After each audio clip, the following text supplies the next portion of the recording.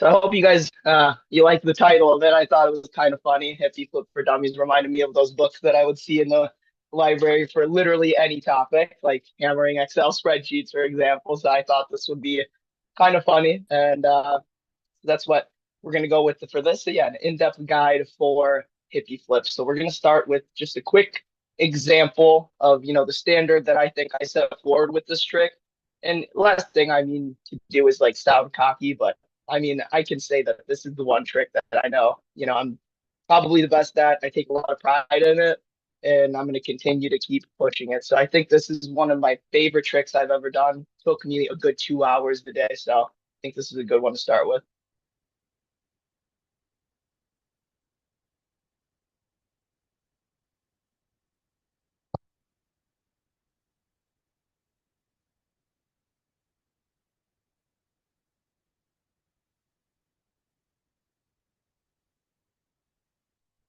And before I move on, Zach, did you guys see that? Like, is it clear and smooth?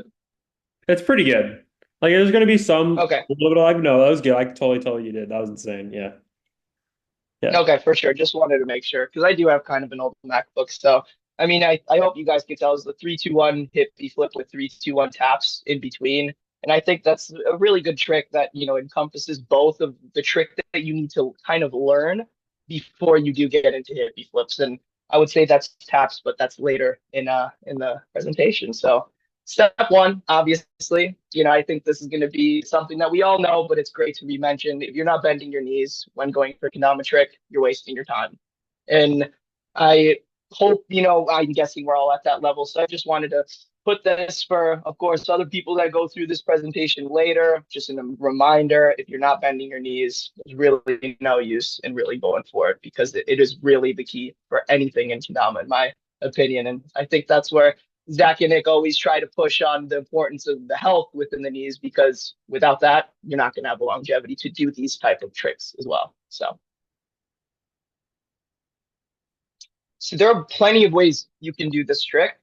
Today, I'm just going to show you what I believe to do, what I believe is going to be the best way to do it. And so here's another quick example. This is early on in the hippie flip journey. This is that battle at the border, I think 2 or 3 years ago.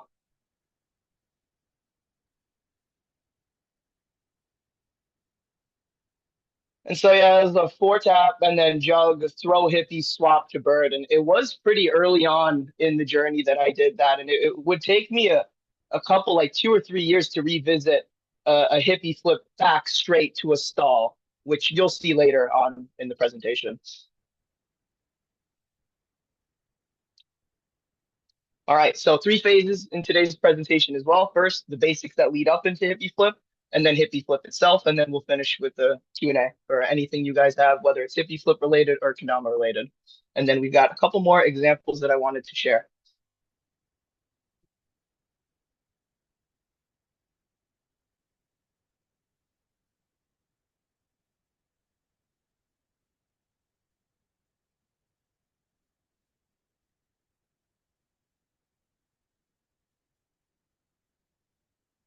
Let's not get them. Very, very difficult trick that I almost missed, but we got it right at the end. So thank God for that. And then here's another example, more of on the consistency.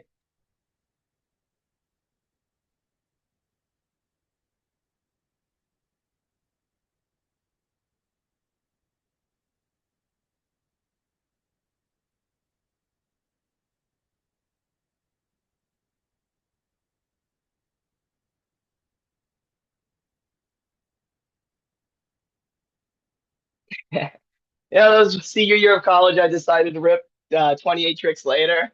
And if you go through that in my story highlights, there are a bunch of hippie flip. I mean, half of it's all hippie flip. It's me developing my own game, thinking of new ways to incorporate it within lines. So that one, of course, is just the consistency. So yeah, on to the next slide. There we go. My bad. So yes, topics for today. I wanted to just break it out. So we'll start with the first one, and that's going to be the basics. So taps are going to be, a fantastic trick to having your skill set before going for a hippie flip, because at the end of the day, a hippie flip is technically a tap. I mean, plenty of people will argue with me saying, "Oh, you should call it something different." I don't really care. I mean, it is a tap because the Ken is hitting the ball. So it's pretty obvious there.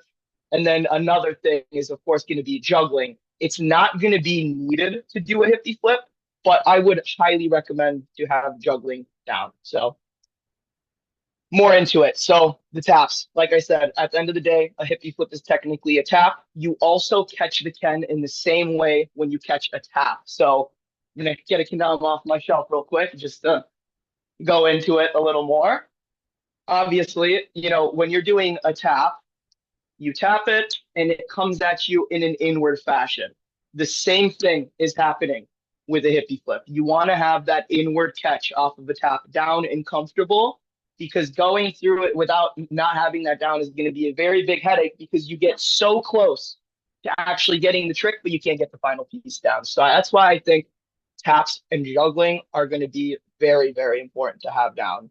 And so going more into the juggles, fantastic to have in your skill set. They're a great way to have, down for hippies, but please remember they're not required, because you can always pull up straight into the hippie flip, which you'll see in an example later on. And then the execution, of course, do your best, for connecting and pulling up and, landing it, of course, in your hand after you contact the hippie, I would say is probably going to be the most difficult part, especially the more numbers you're adding on to it. So then to the hippie flip itself, start low, connect high, and catch low. It's literally all, I know it sounds funny. It's all about the flick of the wrist when it comes down to how many flips you want it. I don't know, Nick or Zach, maybe at EKC in like the last 2 or 3 years you've seen where we're just hanging out in the park or something. And like it clicked for me. I realized like you don't necessarily need to, go into it as hard as you can, but we were like, we tied up a new kendama with a string length that was like, I don't know, 15 or 20. And we were like, I was jumping into the hippie flip to see how many I could get. So I thought that was pretty funny. And it goes into that bullet point. And then another important thing is that you do not need much contact. You don't need the whole base cup to be touching, a very big surface area of the ball. You literally just need one small piece of the base cup to be contacting at the top, maybe. You really don't need to be doing this. Or, of course, you're not going to get anywhere if you're going anywhere higher than that. And so another thing, what not to do, and you're going to see it with an exam. You're not going to see it. I took it out. But I used to start doing hippie flips from the side. And I kind of see some people doing that. And it just ends up being very difficult trying to catch it when you're bouncing it off the side. Because, I mean, I don't know how many people are good at catching a Ken flip that's coming at you like this, but it's much more difficult than catching it like a regular tap when you're going like this. So hopefully that makes sense the way I'm describing it. And so, yep, right here, basically what I just went through. And then here is a quick example of something that I slow mode that really, really shows exactly what I do in my hippie flips from the start to the end. And can you guys see that all right, Zach? Perfect. That's perfect. Awesome. And so, yeah, I mean, you can see that the whole key to the way that I do hippie flips is turning the whole Ken and contacting when the big or small cup, it really doesn't matter. Some people are going to say, well, it has to go a certain way. To me, it does not matter. If you can catch the hippie flip and you can make the contact, to me, it'll never matter which cup is facing out as long as you have it directly across. And I think that actually looks pretty good, like off my camera, going like that. That is the key for the way that I do it. It's always going to be juggle catch, full rotate, bam. And that's, when I show people this, for example, at EKC, I remember me and Alex Can't Spike on Instagram. I showed him, and within 5 minutes, he did a triple hip, juggle, triple hippie flip, juggle spike. All you need to remember is cement it in your mind. When you catch that juggle or when you're pulling up, rotate, throw. And you don't need much contact. Rotate, throw with a flick of the wrist, you're going to get much more contact. Rotate with more power and a little more flick of the wrist, that's when you're going to start seeing 4s and 5s, and then 6s, 7s, 8s, 9s, 10s, 11, 12, and then I think 13 is the one that the most recent one that I've done. I'll probably stop at 15, but we'll see. All right, on to the next slide.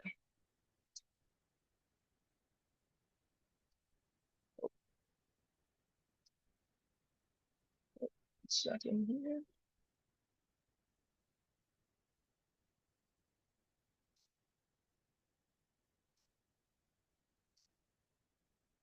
There we go. That was the same example. All right, so this is something, that will take us into basically the next portion of the presentation. And this is where we're going to go through all of these skill levels and what I think to be some good practice tricks of what you can use to build the basics in each one. And then once we get further down the line, it's, what can actually be done once you do get to that level of, professional or an expert level at something like this. And so we'll start with beginner. And I think this is the perfect beginner trick for a hippie flip. And it's going to be pull up hippie flip to lighthouse 10 times. Of course, you don't need to. I mean, if, according to Nick and Zach, if you guys can do this 10 times in a row, please send me a video and I'll repost it on my story. That would be impressive because I don't even think I can do it 10 times in a row. But if you can, that would be absolutely baller. And it would be a very good way to get the basics down. That is for sure. So here's a quick example of that.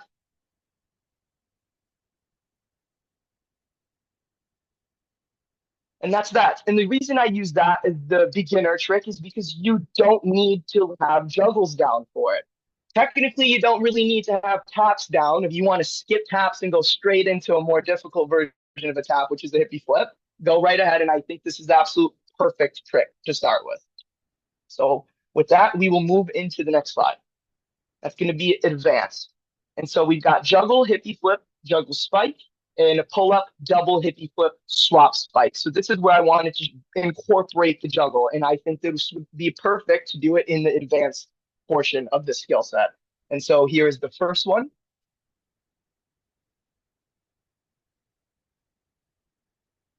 And with each single one of these tricks, you can see exactly what I'm doing. When I catch it, I come behind and I throw. It's all about this rotation. And Zach, can you see my screen while I'm sharing the screen? Because on Teams you can't. I can. Okay, perfect. Just wanted to make sure. Thank you. Can And everybody else see the so, screen or no? Can everybody else see them? Yeah, okay, we can. Okay, yeah, cool. awesome. Thank you guys so much. And then for the second trick in this advanced category, I'm going to say that what I think to be a great advanced trick to have down is going to be pull up, double hippie flip, swap spike. And so here is a example of that.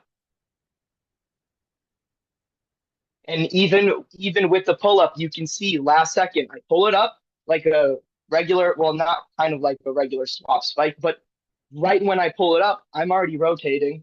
And last second, you go for the hippie. But I cannot stress enough when you catch it, it is this and that. That is all there is to it. That's how I hippie flip, and it's the most simplest way to explain it. And I do truly think it really helps players get that idea down in their head. I can kind of see Nick doing it right now. Nick, is it helping you? Yeah, it's I've actually learned a lot already from this presentation. Like the way you actually release it off your hand. I always thought I like had to come like this, like from Hmm. the bottom, but then I saw in a slow motion you showed a second ago, you went up to here, and then Yep. I think it's only for a single, but it made it so much more controlled. You released it like that instead of me trying to go like this. Yeah. Yeah, I'm Oh, hyped. for sure. I'm gonna do these progressions. Awesome. Yeah. Hopefully Takuya doesn't see this presentation because once he does, I have a feeling he'll do 20 and just put it on his story just to mess with me. So awesome. So this is, the two skills that I wanted to show for advanced. From here on out, it's going to get a little bit, yeah, I would say it's a very kind of a big jump, but, I think to me, it's the skill level that I think and the tricks that I think fall under what we're going to go to next. And that's going to be amateur is what is next. And so let me get to that. Sorry, it's playing that. Perfect. All right. And so making it the basis of a line. These two tricks I think are perfect amateur tricks for hippie flip. And so we'll start with the first one is going to be another one from the first EKC that I went to that, I would say is a turning point for me with hippie flips. When I got this down, I've turned around and laced the exact same trick with single, double, triple, quadruple, and 6. I skipped 5. So whatever.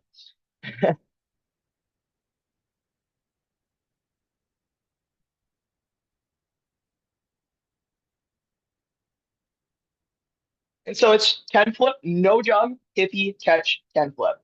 And so I say 1 through 6. I do one Ken flip. I've done one Ken flip throw, 2 hippie, 3 hippie, 4 hippie, and then 6 hippie. I think I've done it. Yeah, in my garage, I've done that lately with the Chief vibe.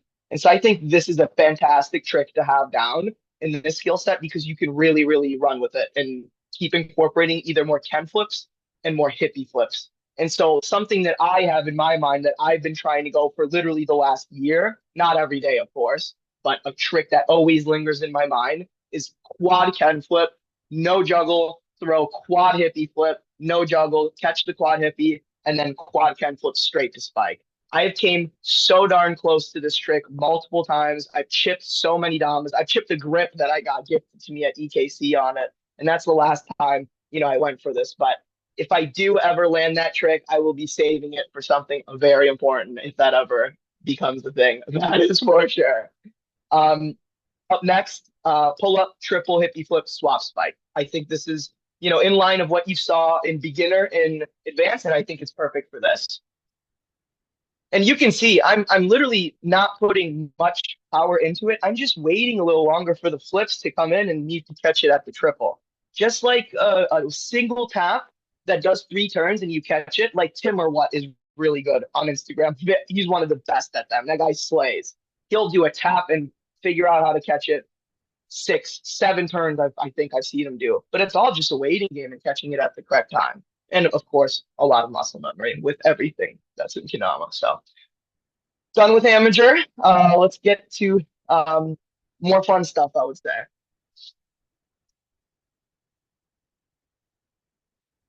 All right, professional, taking it what I think to the next level, and I think these 2 tricks are perfect examples for that.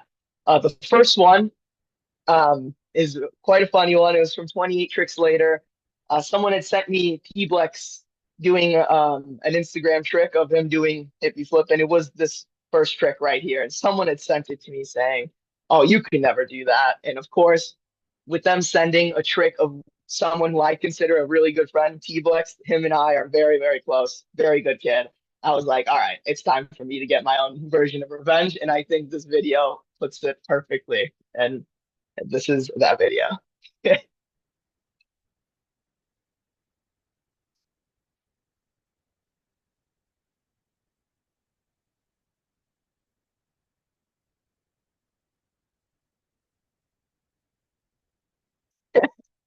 I got a first try and I posted and tagged him. That was one of my favorite story tricks of all time. And shout out T-Blex. If you're watching this, love you, buddy. Next one, bird quad hippie flip bird. This is one that I posted recently.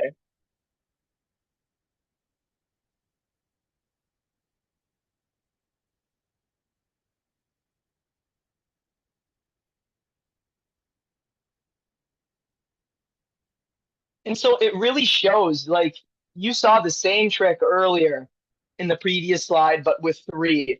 It really shows how, bird, if you have bird down and you have hippies down, why not combine them? Not many people are doing this right now. And that's why I found, a gap in Kendama where I was like, not many people do hippie flips. All right, let's try it. I didn't like hippie flips when I started doing it. Once I had it down, I realized, okay, I think I'm on to something here. I'm figuring it out. And once I was getting 4 down, I was like, all right, I'm just going to run with this. I'll get 10. And that is in the next slide.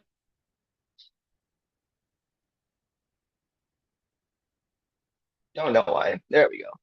And now I think these are, 3 expert level hippie flip tricks. And like, I don't know, most couple of these are never been done. I think someone's done 10 and then, yeah, I did 10 in Europe on the last day, flew back home the next day. And Isaac, I think he plays for New Lace. He did, I think it was 11. I think it was to mess with me, and I loved it. Got back to the U.S. I'm jet lagged out of my mind, and I see him get 11, and so I was like, all right, he wants to play this game. That's fine. I went outside and I got 12, and I posted, and that's like the one clip where I throw the Dama at the GoPro and I say get one up. And it's a very, very funny story. And also shout out Isaac. He is the one person that pushed me because I saw him get 10 on the same day. I was like, all right, I need to get back on the horse and run it as much as I can. And so after that, I've done 11, 12, and 13. And so here are three other tricks that, are very close and near and dear to me that I think are perfect for this presentation.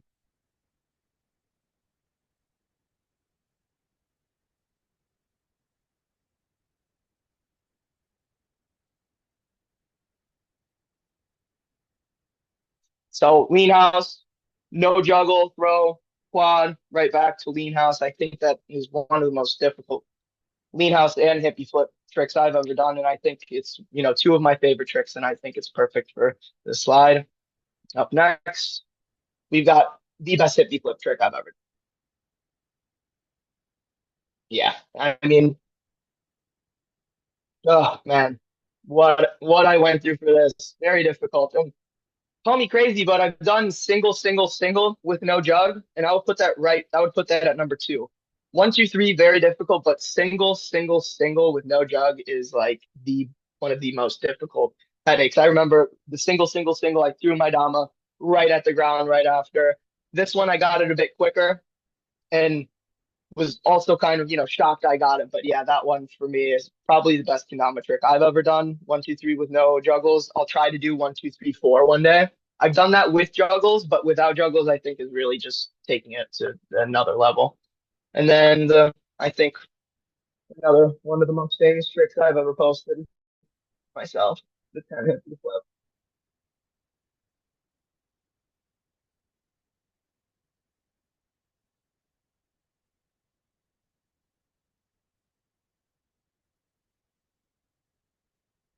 Oh, and then I put the 13. I forgot. Yep, that's the one that I got jet lagged. This is 2 days, I think 2 or 3 days later. So yeah, I love both of those flips. And so with that being said, that takes us into the Q&A. And so Nick and Zach, if it's okay with you guys, I'm going to stop sharing my screen here. Yep, Perfect. for sure. And then There we go. everyone is able to unmute if they'd like, but recently in the past we've been doing the raise your hand function. But yeah, if you have a question, feel free, just ask and we can just have this discussion go underway. I have a question, Gino, to start us off. Yeah. Okay, so when I'm doing hippie flips, hardest thing for me is really what I'm like to imagine the release, like what to think of the release as. So for me, it's like, okay, should I think of this release as like a full-on throw for singles, doubles, triples, not something crazy like higher numbers, 6, 7, 8, 10. So I think of it just as a light throw or just a release with no momentum because I'm swinging the ball forward. I think a lot of people and usually just see you swing the ball forward and then you do hit flip like this. But I was wondering if you think of it as a small toss, like a toss forward like this, or think in your mind is like just release the Ken and you let the Tom hit it to like make it. Yeah, so releasing, I think it's going to be the first one. You want a little momentum with it.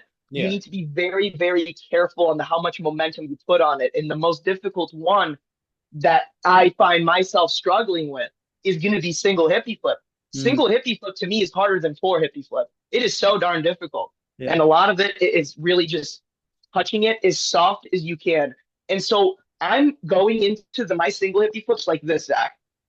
So as you can see, it's like a little shove into it. I'm shoving it into it, but very lightly. So I'm only shoving the bottom part of my base cup into any part of the tarmac because I know if it touches in any way, it's going to turn around. That's just physics. Okay. Yeah, like it seems like the littlest amount of force here will just make exactly. The smallest amount of force can make it turn. And I say smallest, but yeah, from one, but even adding just a very, very little touch more can make it go so much more as well. So yeah, hopefully that answered it. No, definitely.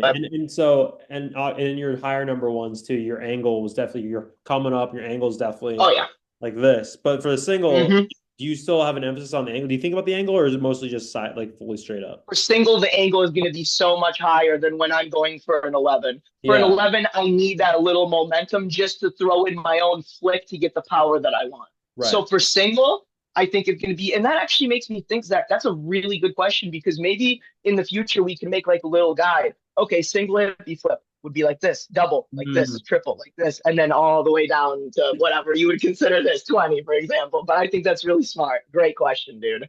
yeah. Okay. Well, that helps a lot. Thank you. Nice. Absolutely, man. Yeah. All right. Yeah, Nick. Thank you for the great presentation, Gino. Of I'm course, man. excited. I've done hippie flips before. Done a little bit a couple years ago and had a couple in some edits, but yeah, after seeing yours, I've never really done too many swaps and going for insane numbers and juggles. So yeah, I feel better, a lot better equipped to go and do those now. I mean, I really Yeah, didn't know, man. like uh, even just for regular pull up, I was always so set on not turning it, but because I've been able to just do a single for like open division for like that. But I just tried it with turning, and it's actually so much easier to feel confident on. So Yeah. yeah, I'm pretty pumped about that. But I wanted to ask, what made you even get into hippie flips in the first place? Joshua Flow Grove Pro Model Edit, the trick that he does by the river that goes some hippie flip that goes to inward lunar. He's the one who got me into Mm-hmm. them. Shout out him. He's the one who showed me love early on. I love that guy. He's unreal Kendama player. He Yeah, definitely got me inspired into them. So all credit to Joshua Flow Grove for getting me into yeah. hippie flips. Absolutely. Nice, nice. Yeah, yeah. I was thinking of Josh's presentation because I was like, oh yeah, he kind of brought heavy flips up too. Hmm. So yeah, all right, cool, cool. And then when you're doing, I mean, you probably just get used to it, but when you do a lot Hmm. of heavy flips, I mean, you're turning The that can every string. time. Gosh, the string. It's So the just string, that's okay, yeah. you just got to I know deal where with you're it. going with that. You got to deal with it. Another Okay. very solid piece of wisdom that I was going to bring up. Thank you for asking your question. When you're pulling up non-juggling to a hippie flip any number, start with the opposite cup pointing at you. Because when you do the rotation, Nick, the string hole comes out on the side that you want it to, at least for Mhm. me. So I pull up with my left, with my small cup facing me. I do the rotation and it's perfect for me. It comes out where I Mm. want it to. So that's another very big piece. And I do that a lot. So a trick I'm going for, I'll give you guys some insight, is wing, 4 or 5 hippie flip, no jug, catch wing. And so it's resulted in me pulling up small cup wing and then Uh, doing the hippie flip and catching big cup wing. And to be honest, uh, I don't care if anyone says like, "Oh, Gino, that's not wing to wing. You're going from two different small cup." That's fine. I mean, I would like, it just doesn't matter to me. I'm not gonna. To me, it's just getting it on one ridge of the cup and doing the hippie and get it to any of the other cup ridges. yeah, I could care less if it's not the same yeah, size, yeah. but Yes, I think sir. it's the same difficulty, and that is a trick that I always pull up opposite for that string to be on the right side Mm. for me. It's a great question, Nick. Okay, cool, cool. Thanks, Gino. Absolutely, man. And then Hutanu. Yes, I was thinking like when I do a hippie flip, like Hmm. just one hippie flip, I like to throw my can like upward. Yeah, So like it's good or bad. I can see what you're saying. And the reason why I'm going to say that you might want to switch to this way, my friend, is because when you're doing it the way you're doing it, you're taking 4 of your fingers and you're hindering how much base cup you have to make that contact. And so that's why if you turn and you have all of this surface open and available to, well, I say all of the surface, the chances of you getting that hippie is much greater when you have the whole base cup exposed to the ball rather to when you only have half of it because of your fingers, my friend. Yes, and I have like one of my friends. He really started to like be good at hippie, and he taught me Mm-hmm. like to keep my little finger on the base cup. So I think, yeah, I mean, when I'm going for hippie flips, my little finger is gonna actually kind of be under the base cup when I'm pulling up, and so I think that's a good tip. But at the end of the day, I'm turning, so as long as I have this open area in front of me, I know I'm gonna get it down. And so I think that pinky is okay. It's really how you hold the can comes down to people's style. But with what I'm teaching, I think opening it up like this and having that is going to be the most important thing. So I think that pinky is no problem if that's, what's most comfortable for you holding the Kendama, as long as you're turning and throwing it. Okay. Thank you For very sure. much. Absolutely, man. Gino, can you go over the exact grip just up close to the camera, like that you use, Yeah. like where your fingers are and everything like that? Yeah, for sure. So, I mean, let me do it real quick. Okay, perfect. Yeah, this is my hippie flip grip. Okay. It's kind of crazy, but that is what I'm doing. And I'm getting the contact releasing because at the end of the day, your hand's not touching, your hand's not on the Ken when you're doing the hippie flip. It's how you're releasing it. That's another point that I should have said earlier in the presentation. And so it's how you're bringing it up to it because my hand's not on it by the time the hippie flip's going off. Otherwise, that would be a kendama trick that I don't know what would be called. But Yeah. that is my pull up. I'm like consuming a lot of the base cup to give me as much control for it as possible. Okay, so you do like a full grip like this, and then you pull up Yep. and you turn, and I then pull up and I turn. Yep. And so that turn it'll expose the side. Yeah, it It seems really like exposes. the fingers will like naturally twist a little bit to give it that room. Ooh, that's a good question, Zach. I think that's what happens. Yeah, no, and with a little natural twist as well. Yeah, you're right. Yeah. And Okay. that natural twist, it comes with more repetitions, getting comfortable with the turn going into the hippie flip because it'll come down to more repetitions. That's one of the things that does come, with the practice that we're trying to set forward, I think. Right. Okay. Nice. Yeah, that helps a lot. That helps a lot because I always I've tried hippie flips without like doing the twist, but I've also just tried just pulling up no twist, just like Hmm. throwing, and I'll hold it like this, and it's really feels real Yeah, awkward. yeah. But this feels a lot more natural to start like this regular grip, and then by turning it, it gets me that base grip space, but it feels way more natural. Hmm. So that helps a Absolutely. lot. Yeah. Fantastic question, Zach. Thank you. Hmm. Anybody else? Yeah, anybody else? Questions, topics, Gino? Anything about Kendama hippie flips? I have a question. Yes. So Gino, it's about like speed control with the hippie flip. Yeah. So like when you're looking like focusing where the tom is and throwing the Ken at it, Hmm. like what are the factors you're looking for when you're controlling the speed of the Ken? And like how do Okay. you Yeah. how do you So you're saying, control the like how do how you do set I? yourself up for Yeah. that next sequence? Whether it's like having a good elevation or like making sure you can like have comfortability to bend your knees and catch a juggle out of it.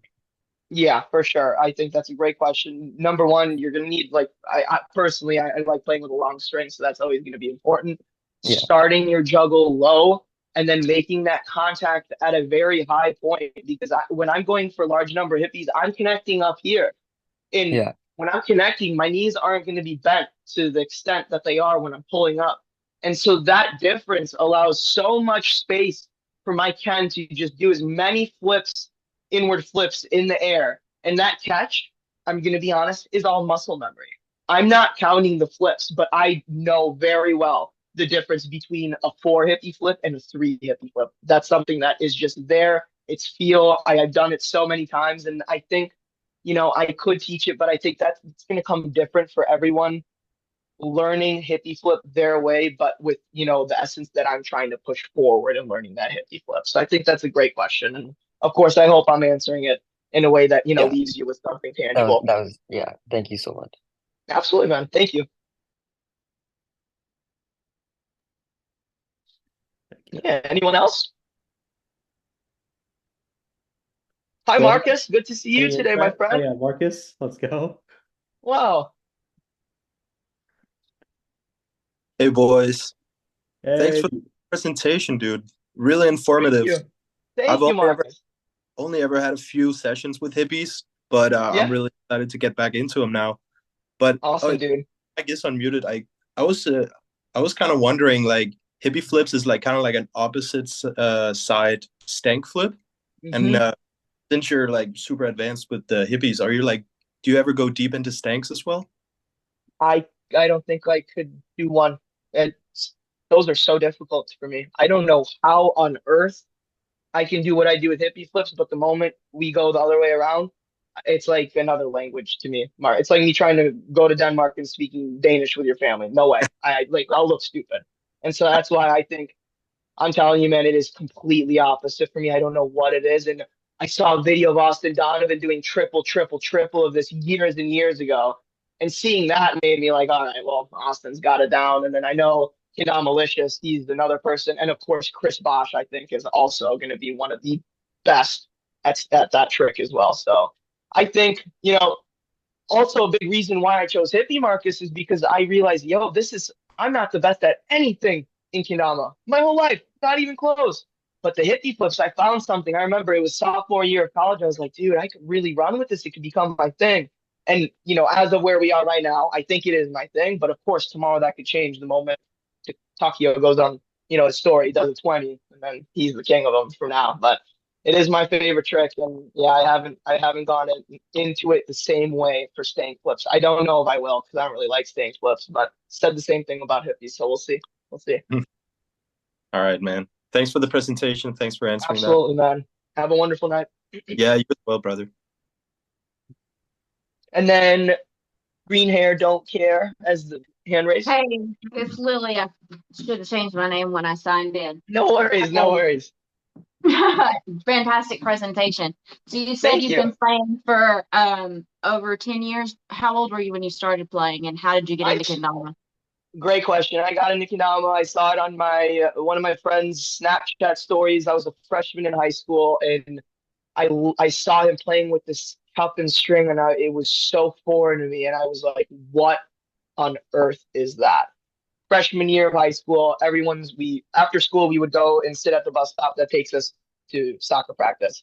People had these natty Kendama USA Kendama. Someone had a sweet homegrown Purple Heart. Someone had a Paddock Stripe homegrown, and I was like, "What is this? Can you please show me?" And I started playing with it, picked it up. I remember the first day I bought my Kendama with Kendama USA red stripe tribute, and I remember I wouldn't stop until I got around the world, not to spike, just with the cups. And so I would say, that's the initial week of Kendama, all because of freshman year of high school and soccer. And then throughout high school, I started playing a bunch. And then junior year came around. Nick and Zach, you guys slightly remember, played for DWI for a little bit. And then after that, I stopped playing Kendama for like 2 years, picked it back up in college. And then that's when I got into Seoul with the first NACO that I went to, and then the rest is history. So, yeah, I think that was the answer to the question. You asked how I got into it, and then another thing, right? Yeah. How? Just a follow-up question. How has playing Kendama this long affected your adult life?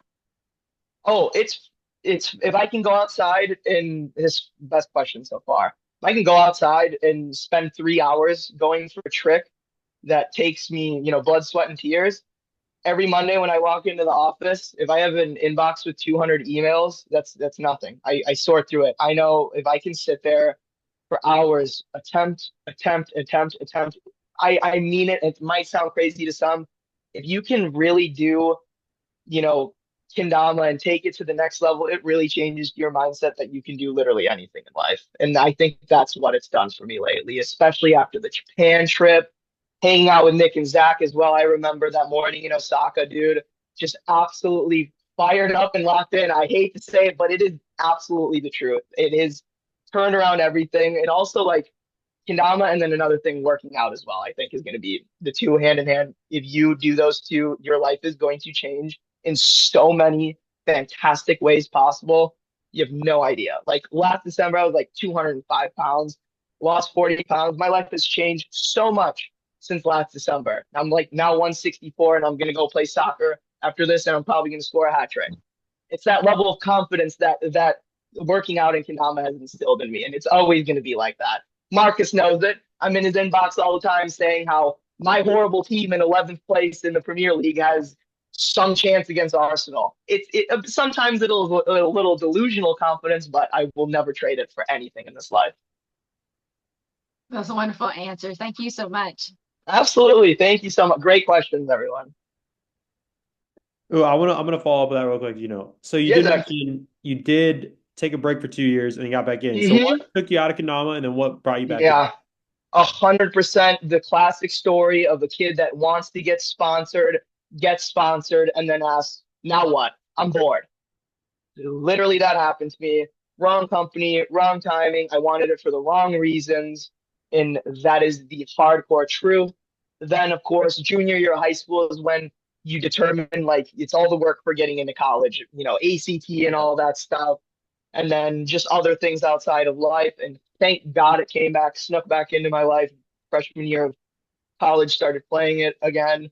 And then NACO that time, seeing Chad, Liam giving me the Liam Pro Mod the day it came out, that changed everything. And then I knew off the bat, Sol was the team. I told people so many times, dude, rather not play Kendama than play for like another team, for example. For me, it's Sol forever, Sol for life. There's nothing else to me.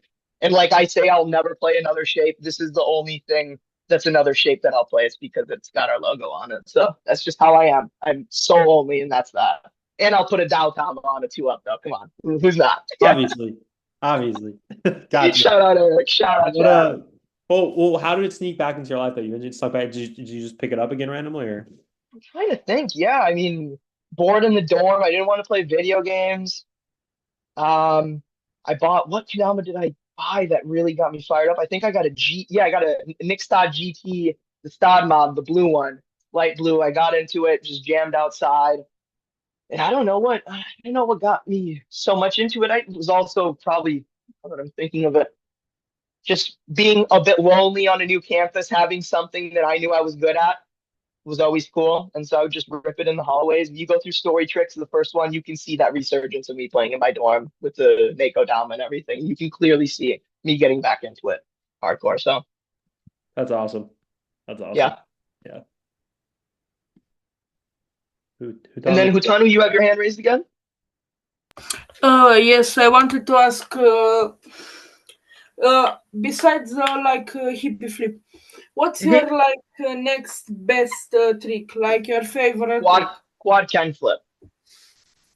Quad okay. can flip, pull up. That's one that I have down. I think I could get it if I really went down to it. Maybe I could do it for the series that you guys put forward, Nick and Zach. I think it's how many times to lace the trick? Is it 100 times in a row? What is it? Just how much time it takes to get you to do a trick 100 times. Yeah. Oh, for quad can flip, juggle spike, like that's my favorite trick. I pick a canal. That's the first trick I'm going for.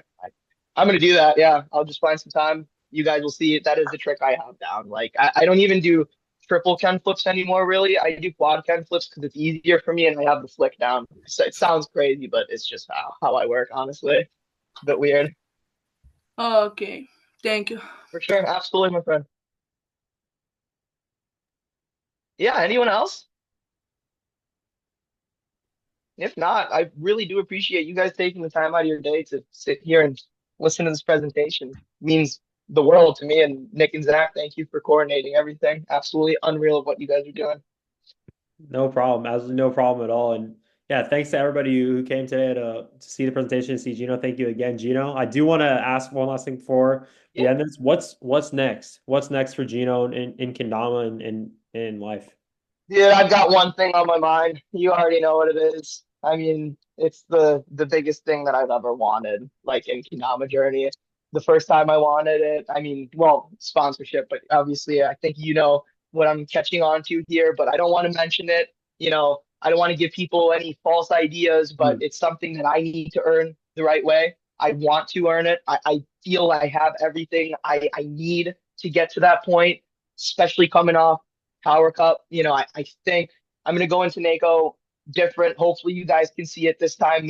Hopefully I won't be as bubbly and like happy as usual. Maybe that's just me, but I'm going to try to be as focused as possible. I mean, I remember in Shibuya, right before I told Josh Kim, maybe it was with you guys, I was like, I got to win Tower Cup. And then one of you guys, or it was Josh, that's just said, just go and win. Stop saying I want to. Do it. And so that is like the mindset I want to go in for freestyle at NACO. And yeah, it sounds crazy coming from me, but like so did 13 Hippie Flip when I started doing them. So anything is possible. I know, that goal I have in front of me, and it's just chopping away day to day, doing what I can every day to get closer to that goal. So, and that's with everything in life, honestly. Bro, let's go. It doesn't sound Let's crazy do it. for me, man. I was gonna tell you, it does not sound crazy. You already have the proof that you can do it. Just execution, and I'm looking forward to seeing that. I'm Thank hyped. you, I'm way man. I more hyped can't than wait to see all you guys. It's gonna be that. amazing. One hotel finally for the whole weekend. It's gonna be a fantastic week, guys. And it's awesome. I get to go to work I'll stay Sunday night and then I'm working out of our office in Minnesota Monday and Tuesday. So the whole trip Okay. works perfectly. I'm That's so, perfect, so dude. exhausted. You might see me in my work clothes leaving the hotel on Monday morning if that's when you fly. It'll be great. Ready, Yeah. ready to lock in. Yes. Ready to lock in. Awesome. Oh man. Thank you guys so much. Absolute joy. No problem, dude. Thank you Thank so you, much for Gino. being here and presenting for all of us. And it was great to have Awesome. you. Hope it went well. I hope the transitions and the slides went It was good. all And good. if you guys ever want to do anything else in the future, just hit me up in advance and we'll hammer away at it. That's Oh, how we do it, absolutely. guys. Let's Absolutely. go. All right, Gino. Well, good luck to your soccer game, man. Thank And you. thank Hey, everybody I'll for post watching. a story later Oh, please. addressing how we did. I got you guys Okay, okay, okay. for the All soccer right, game. cool. All right. Thanks, everybody. Awesome, guys. You, Thank Gino. you, guys. Bye, guys.